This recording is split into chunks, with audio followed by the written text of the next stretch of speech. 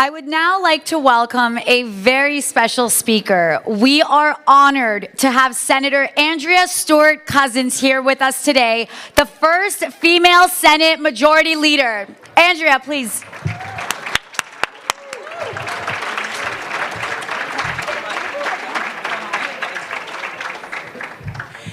Is this not a wonderful, inspiring afternoon?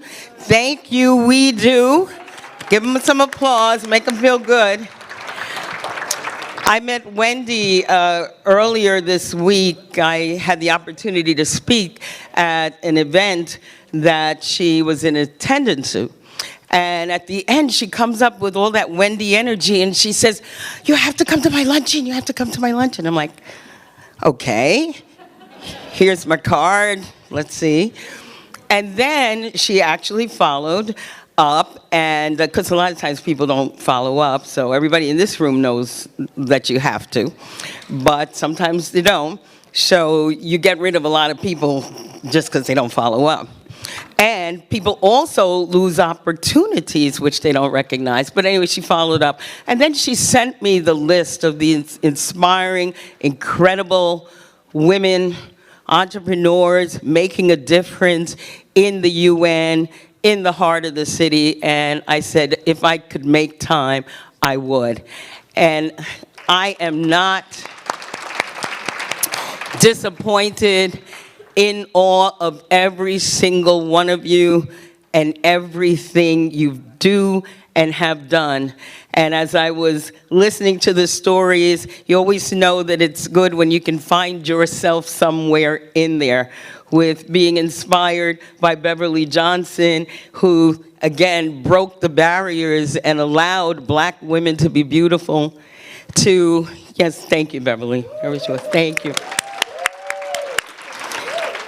And, you know, the young, up-and-coming people who are blazing new trails, and when I heard everybody from testifying to the New York Senate, I said, well, now I have to pay attention, you know, because I want to make sure we listened.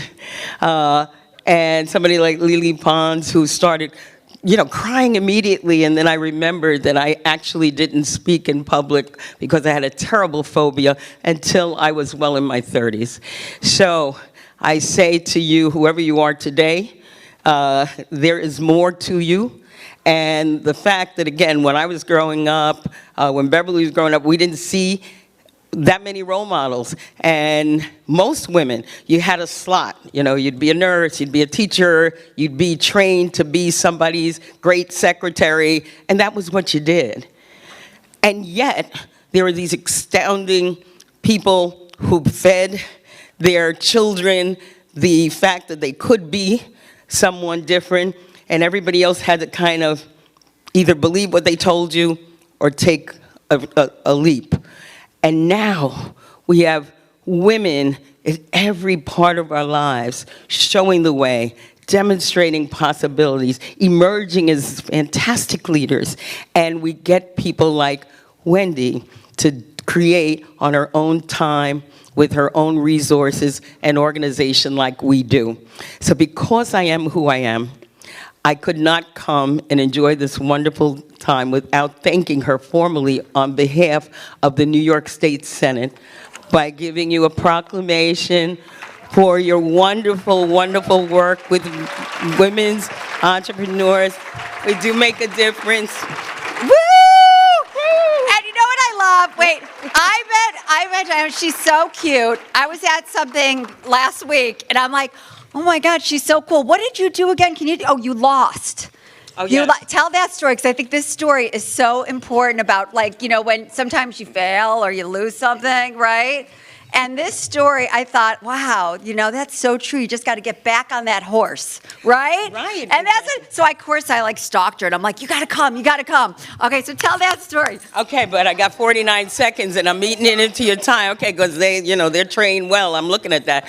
Okay, so the story was that I had run the first time for Senate, and I was running against this iconic family. He was one of 16 siblings, and they had been in different areas of government. They were all over the place. He was the deputy majority leader, and I was a county legislator, but I knew that I needed to be in the state legislature because they were dealing with things that I cared about, i.e. education, women's rights, the climate, name all the things you care about. And I said, I got to get there. And so I ran in 2004. They gave me, they didn't pay much attention to me. And ultimately, I lost the race by 18 votes. Yeah, I know. 18 votes in the longest unresolved race in New York State history. In February of the following year, they told me that I'd lost. So they thought that I was, I gave them a scare. And since it was so brutal, it got brutal at the end when he realized by the polling that I was very close. And I think he thought I was just going to go back and be a county legislator and say, well, I did that. I decided to run again. And it was harder that time because the first time they sort of ignored me. And now this time they knew I was serious. And so they did everything that you hear about everywhere else about voter suppression and these kinds of things happened here. But the reality is that the 18 incentivized and energized everybody on both sides because we all knew that we knew 18 more people that could have showed up and made a difference. And so we did what was incredible. I won ultimately by over 1,800 votes. And here I am, the first woman leader of New York State's legislature. So thank you so much. Thank you. You can do it. You know you can do it. So anyway, was Mendy. Wait. I thought she forgot one little thing that I just remember from that conversation. Well, I'm glad you were listening.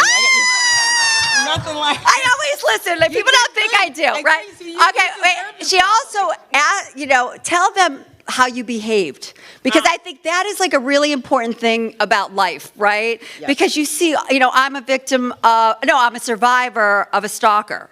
Right? And so as somebody who had a bully stalker, I know what it's like, right? So why don't you, I'd love you to tell that because that's important. All right. Is there anything else you want me to tell before I, and she come back and, that's it? Okay, because I'm glad you remembered it was an interview that actually brought out these things. But so they said to me, how did that feel after you lost?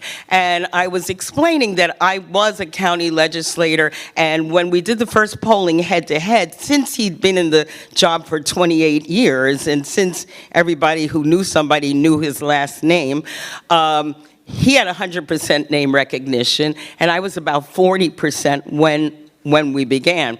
So obviously, the resources, everything was on his side. After November came, and it was a presidential year, John Kerry was the presidential candidate, and that was resolved pretty quickly. There was no other race that was going on other than this race. And back then, cable had more resources, so it was a day-to-day soap opera. And it went on, and they, were challenging what votes they were throwing out, and every day people would interview me, or I'd come on set and they'd say, how are you feeling? And I'd say, I just want every vote to count. It's a privilege to live in a democracy, and we're fighting for every vote to count. Even Hillary came and did a rally with me sometime because they didn't want to count the votes. And every day I showed up just focused and talking about not I gotta win or I'm better than him. Just please respect the process. That is the reason why I'm even in this arena. People understood. They looked at my character. They looked at my integrity. They looked at my steadiness. They looked at the lack of volatility. And when I ran again, they were voting for me. And that's what happened. That's what happened. So sometimes you can, the story is that sometimes you can win even when you lose. And sometimes you actually lose when you win. So every loss is not a loss. And if you're in the right place, the right time, for the right reason, you've already won. So thank you very, very much. Thank you. Miss Wendy, come get your proclamation, girl. So I'll just read the last resolve that I, State Senate Senator Majority Leader Andrea Stewart-Cousins, join in celebrating Women's Entrepreneurship Day organization and its founder, Wendy Diamond, and will join with the residents of the state of New York to proclaim this day, Saturday, November 19, 2022, as Women's Entrepreneurship Day. Thank you, my love. You're priceless. Okay, take the picture, do the photo op, you know. We got to do it. Let's do it. Okay. You would be.